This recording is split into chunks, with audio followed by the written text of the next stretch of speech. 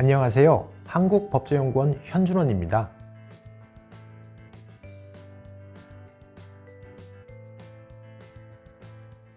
오늘은 여러분들이 탄소중립기본법을 이해하시는 데 도움이 될 수 있도록 탄소중립기본법이 왜 제정되었고 어떠한 내용들로 구성되어 있는지를 여러분들께 하나하나 이야기해 보도록 하겠습니다.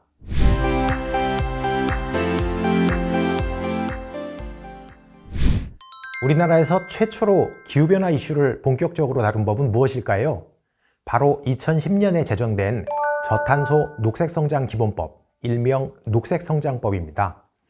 녹색성장법 제정 당시에는 국내에서 기후변화는 그렇게 중요하게 인식되는 사회적 이슈는 아니었습니다. 그냥 기후변화가 일어나고 있나 보다 이런 정도의 인식이었죠. 하지만 최근 전 세계적으로 폭염, 가뭄, 산불, 홍수와 같은 가혹한 기상현상이 자주 발생하고 있고요. 심지어 기후변화로 대규모 난민까지 발생하면서 기후위기 또는 기후재앙이라는 단어까지 등장할 정도로 국제사회에서는 이거 빨리 해결하지 않으면 큰일 나겠다라는 위기감이 치솟고 있습니다.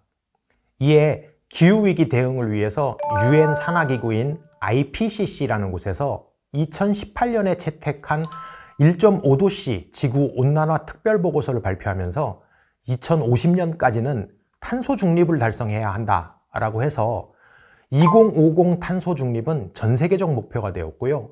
우리나라에서도 2020년 10월 2050 탄소 중립을 선언하게 되었습니다. 이에 따라 기존의 저탄소를 탄소 중립으로 패러다임 자체를 완전히 전환하는 법체계 변화가 필요해졌는데요.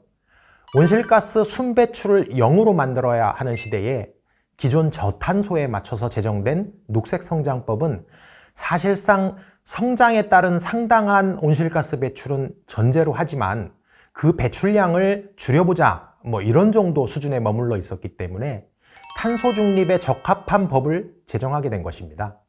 그 결과물이 지난 9월 제정된 탄소중립기본법입니다. 정식 명칭은 기후위기 대응을 위한 탄소중립 녹색성장기본법이고요. 약칭은 탄소중립기본법이라고 합니다.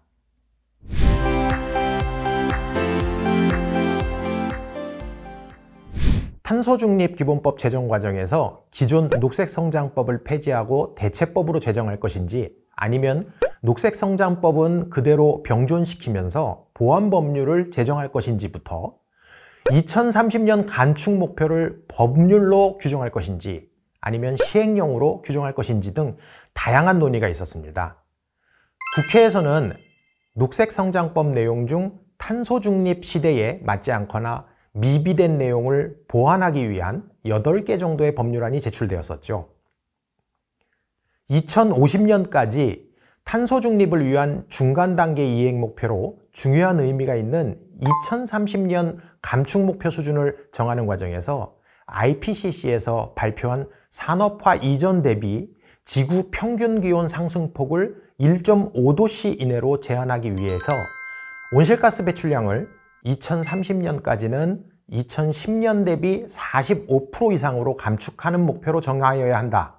그런 입장과 현실적으로 2030년까지 45% 감축은 무리다라는 입장이 심하게 대립했었습니다. 실제로 기존 녹색성장법 시행령에서 2030년 국가 온실가스 감축 목표를 2017년 배출량 대비 24.4%로 규정하고 있었으나 EU는 1990년 대비 55%, 미국은 2005년 대비 50%, 일본은 2013년 대비 46% 등으로 감축 목표를 수립하고 있는 상황이었기 때문에 그 목표 수준에 대한 의견이 끝까지 첨예하게 대립되었죠. 이러한 의견 대립 속에서 우리나라에서는 최종적으로 녹색성장법을 폐지하고 이를 대체하는 탄소중립기본법을 제정하였고요. 2030년 감축 목표를 2018년 기준 대비 35% 이상 감축하는 것으로 법률에 명시하였습니다. 그리고 8월 31일 국회 본회의 통과 후에 탄소중립기본법이 21년 9월 24일 제정되었고요. 22년 3월 25일부터 첫 시행되게 됩니다. 법 제정에 이어 10월 27일 국무회의 의결로 2030년 국가 온실가스 감축 목표를 2018년 대비 40%로 확정하였습니다.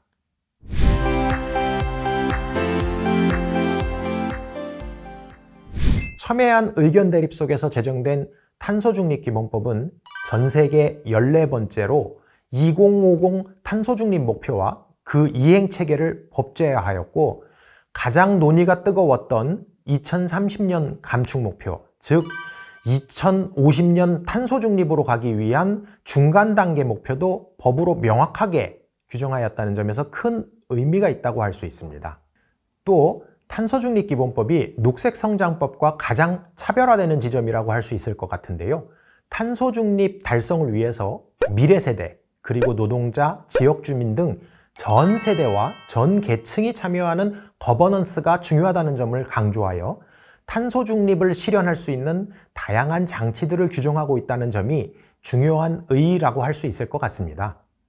그리고 탄소중립을 이행하는 과정에서 피해를 입을 수 있는 계층이나 지역을 보호하는 정책, 이른바 정의로운 전환 정책을 법으로 구체화하였다는 점과 중앙정부와 지방정부의 협력, 그리고 지방정부의 적극적인 역할을 강조하고 있다는 점도 탄소중립법의 특징이라고 말씀드릴 수 있을 것 같습니다.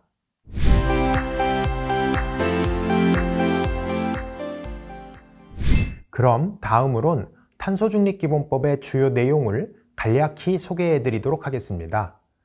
일단 탄소중립기본법은 탄소중립을 위하여 온실가스를 감축하고 기후위기 적응 및 정의로운 전환 방안 마련, 경제와 환경의 조화로운 발전 등을 통해 지속가능 발전에 이바지하는 것을 목적으로 하는데요.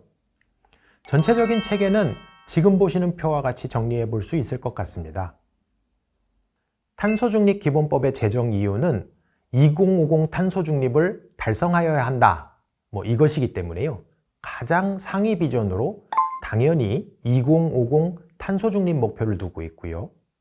그 중간 단계 이행 목표로 2030년 감축 목표, 즉 중장기 감축 목표를 정하고 있습니다. 그리고 이를 이행하기 위한 구체적 수단들은 기본계획이라는 이름으로 국가, 시도, 시군구가 모두 각각 수립하도록 하고 있고요.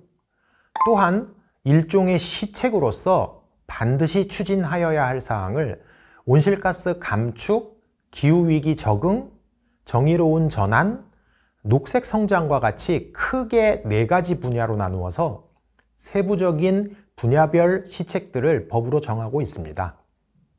물론 탄소중립 정책의 원활한 추진을 돕기 위해서 문화 확산이나 지원센터와 같이 필요한 부분들을 맨 아래 기반 구축이라는 관점에서 정하고 있고요. 정책 추진에 필요한 재정적 문제를 해소하기 위해서 기후대응기금이라는 것을 설치하도록 하고 있습니다. 탄소중립기본법의 분야별 세부 주요 시책을 소개해 드리자면요.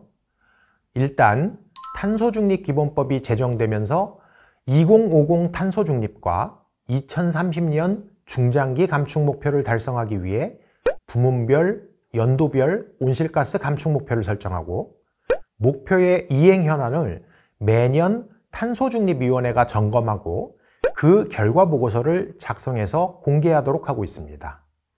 이런 부분이 간접적으로 목표 달성을 위한 노력을 강제하는 효과가 있을 거라 기대합니다. 다음으로 국가전략은 중요 정책, 목표, 추진 전략, 중점 과제 등을 정하고 5년 단위로 재검토하는 기본에 해당하는 계획이라고 할 수 있습니다. 다만 2030년 감축 목표 상황, 2050 탄소중립 목표 달성을 위해 더 구체적인 내용을 포함하고 있습니다. 사실 중요한 계획은 국가 탄소중립 녹색성장 기본계획이라고 할 수 있을 것 같은데요. 정책 추진의 기본사항을 정하는 계획이라고 말씀드릴 수 있습니다. 5년마다 20년을 내다보는 계획을 수립하도록 하고 있고요. 그리고 탄소중립기본법이 제정되면서 기본계획은 국가뿐만 아니라 시도와 시군구도 모두 각각 수립하도록 하고 있는데요. 실제로 기후위기 적응 문제와 같은 경우에는 지역별 특성에 따른 정책 추진이 필요하기 때문에 앞서 탄소중립기본법이 지방정부의 역할을 적극적으로 요구하고 있다라고 말씀드린 이유라고 할 것입니다. 탄소중립 정책 추진에 있어서 중요한 조직적 기능은 대통령 소속의 탄소중립위원회가 수행하게 되는데요. 국무총리와 대통령이 지명한 민간위원장이 공동위원장으로 정부 부처위원과 분야별 민간 전문가가 위원으로 참여해서 약 100명 규모의 큰 위원회를 만들었습니다. 탄소중립위원회는 탄소중립 관련한 주요 정책이나 계획의 심의, 이행점검, 그리고 다음에 소개해드릴 법령 재개정 통보 등을 통해서 탄소중립 정책의 컨트롤 타워로서의 실질적인 역할을 수행하고 국민들이 탄소중립을 이해하도록 홍보와 소통을 하게 될 것으로 기대됩니다. 물론 앞에서 강조드린 것처럼 지방의 역할이 중요하기 때문에 광역 및 기초지자체 단위로 탄소중립위원회를 설치할 수 있도록 하고 있습니다. 탄소중립기본법은 탄소중립과 관련된 법령이나 조례, 중장기 행정계획 등을 재개정하거나 수립, 변경 등을 할 때 탄소중립위원회에 통보하도록 하고 있고요. 탄소중립위원회는 그 내용을 검토해서 의견을 제시할 수 있도록 하고 있는데요.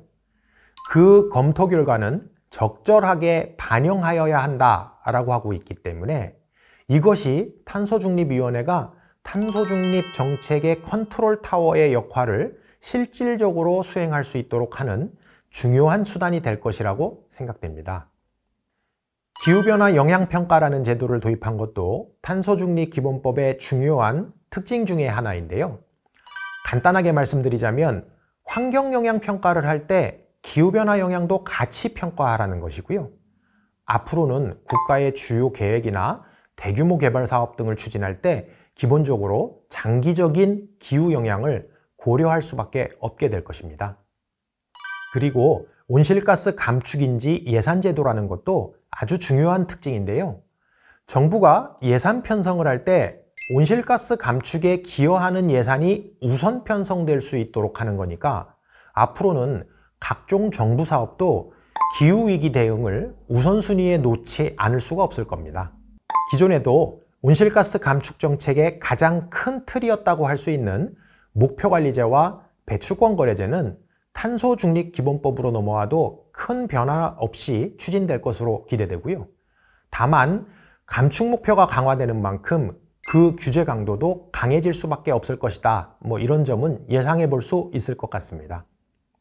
탄소중립도시도 탄소중립기본법에서 비중 있게 다루는 정책이라고 할 수 있는데요. 온실가스 감축이나 에너지 자립 사업 등을 하는 도시에 지원을 많이 하겠다 하는 것이 그 내용이라고 할 수 있습니다. 예컨대 재정 자립도가 낮은 지자체라면 특히 관심을 갖고 참여할 의미가 있는 정책이라고 볼 수 있을 것 같습니다. 탄소 중립은 탄소 포집, 이용, 저장 기술, 이른바 CCUS가 얼마나 발전할 수 있느냐, 이것도 성패를 결정할 수 있는 아주 중요한 요소가 될 수 있을 겁니다. 넷째로는 배출은 줄이고 흡수는 늘려서 달성하는 것이니까요. 그래서 탄소중립기본법은 CCUS에 규제 특례를 적용할 수 있도록 규정하고 있습니다. CCUS 기술 발전을 촉진하기 위해서 촘촘한 규제에 일종의 우회로를 뚫어주는 것이라고 할 수 있겠지요. 탄소중립기본법이 예전 녹색성장법에 비해서 달라진 부분 중에서도 가장 큰 변화를 고르라고 한다면 지금 말씀드리는 기후위기 적응정책의 강화, 그리고 뒤에 말씀드리게 될 정의로운 전환정책의 도입, 이 두 가지를 꼽고 싶습니다. 사실 지구 평균온도 1.5도씨 상승만으로도 어느 정도의 타격을 피해가긴 어려울 것 같습니다. 그런데 최근 공개된 IPCC 6차 보고서에서 제시한 이산화탄소 최저 배출 경로에 따르게 된다면 2100년까지 그나마 지구온난화 1.5도씨 아래 억제를 지킬 가능성도 있겠지만 제대로 온실가스를 줄이지 못하는 경우엔 4.4도씨까지 상승할 수 있다는 예측을 내놓았습니다. 이 정도 상승이면 거의 재앙적 상황을 상정해 보지 않을 수가 없게 되는데요. 그렇기 때문에 기후변화 적응도 정말 중요한 문제입니다. 적응은 기후위기에 대한 취약성을 줄이고 기후위기로 인한 건강피해와 자연재해에 대한 적응 역량과 회복력을 높이는 등 현재 나타나고 있거나 미래에 나타나게 될 것으로 예상되는 기후위기의 파급 효과와 영향을 최소화하거나 그것을 유익한 기회로 촉진하는 모든 활동을 말합니다. 그런데 녹색성장법은 사실 적응에 대해서는 크게 반영하고 있지 못했습니다. 그러나 탄소중립기본법이 제정되면서 적응 부분이 대폭 강화되게 됩니다. 일단 5년마다 기후위기 적응 대책을 수립해서 시행하게 되고 각 정부 부처는 매년 적응대책 추진 상황을 점검해서 보고서로 작성하고 이를 공개하도록 하고 있습니다. 그리고 정의로운 전환 정책도 탄소중립기본법의 가장 중요한 특징이라고 말씀드렸는데요. 탄소중립 정책을 추진하다 보면 어쩔 수 없이 온실가스 다배출 산업은 꽤 어려운 상황을 직면할 수밖에 없습니다. 그로 인해서 일자리가 감소하고 지역경제 침체 등 피해가 막심한 지역도 발생하게 될 수 있습니다. 이때 해당 지역을 정의로운 전환 특별지구로 지정해서 각종 지원을 제공하고 일자리를 잃게 된 노동자를 보호하고 자산 손실 위험이 큰 기업의 사업 전환 지원으로 탄소 중립 사회로 전환 과정에서 발생할 수 있는 혼란과 부작용을 최소화하고 취약 지역이나 계층의 지원, 보호 정책이 종합적으로 반영된 것, 이것이 정의로운 전환 정책이라고 말씀드릴 수 있을 것 같습니다. 기후대응기금은 탄소 중립 정책 추진에 필요한 재원 조성의 관점에서 꼭 필요한 것이라고 할 수 있습니다.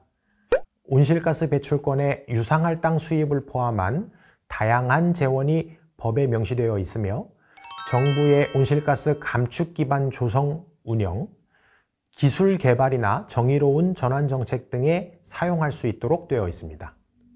그 밖에 녹색 건축물, 녹색 교통, 녹색 국토, 녹색 경제, 녹색 산업, 녹색 기술, 녹색 경영, 녹색 생활 등과 같이 다양한 영역에서 녹색 성장법 시절부터 추진되어 오던 정책들이 있습니다. 탄소중립기본법은 이러한 내용들을 대부분 다 수용하고 있습니다. 그래서 앞으로도 이러한 정책들 그대로 진행될 거라고 생각되는데요. 다만 그간의 저탄소에서 한 걸음 더 나아가서 탄소중립에 맞춰 나아가게 될 것으로 기대됩니다. 그리고 탄소중립을 실현하기 위해 지방자치단체, 기업, 민간 등 협력체계를 구축하여 교육, 홍보, 강화 등 범국민적 녹색 생활운동을 적극 추진하도록 하고 있습니다. 이상 간략하게 탄소중립기본법의 주요 내용들을 살펴보았는데요. 저탄소 녹색 성장 시대에서 탄소중립 시대로 넘어가게 되면서 노력의 고삐는 한층 움켜질 수밖에 없게 될 것이고요. 반면에 참여, 협력, 지원, 보호는 강조될 것입니다.